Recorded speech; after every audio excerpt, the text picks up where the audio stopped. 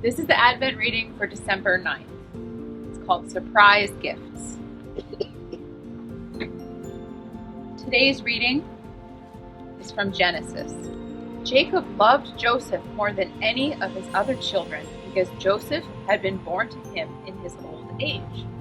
So one day Jacob had a special gift made for Joseph, a beautiful robe.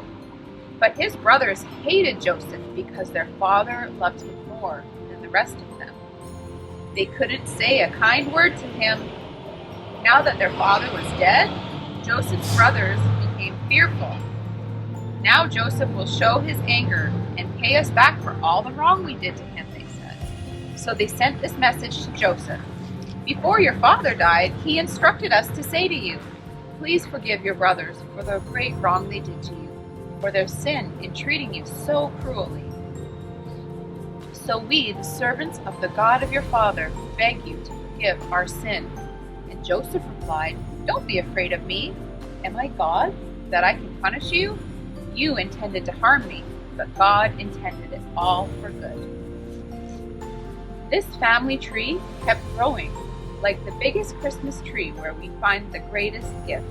Adam had a baby named Seth, and Seth had a many great-grandson named Noah, and Noah had a son named Shem, who had a many great-grandson named Abraham, who had a son named Isaac, who had a son named Jacob, who had 12 strapping sons, including one of the littlest ones, who was named Joseph. Jacob decked out his boy Joseph in a colorful coat that looked like a present wrapped up with 1,000 different ribbons. When Joseph spun around in the robe, he looked like a spinning globe, all lit up with colored lights. Joseph's brothers didn't like this. They didn't like Joseph spinning around in his colorful coat from their dad, so they schemed up a plan to weasel him out of his coat and then right out of the family. They tore the coat off Joseph, dipped its fraying hem in some blood, sold their little brother to total strangers who just happened to be wandering by, and then went home and showed the torn and bloody coat to their dad. The whole mess tore out their father's heart. Messes and mean things can do that.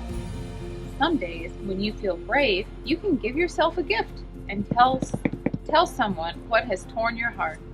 Some days, when you feel brave, it's almost like you can reach through the pieces where your heart feels torn and touch the gentle peace of God.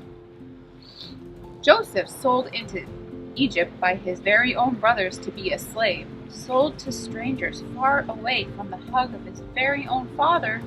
He got brave one day when he was in that land far away from his father's arms.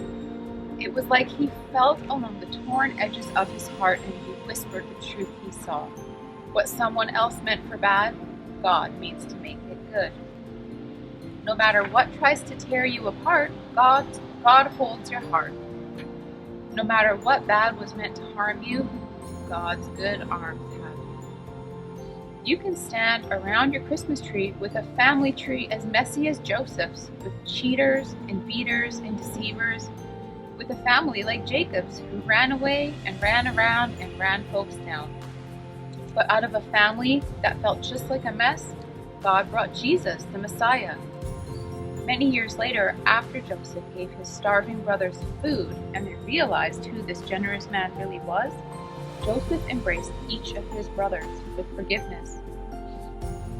God always brings good out of bad. God always turns hard things into good gifts. One day, Jacob's many great-grandson would be born in a manger and wrapped in rags by his earthly dad, and he would grow up to be sold by his friends and torn apart on a cross.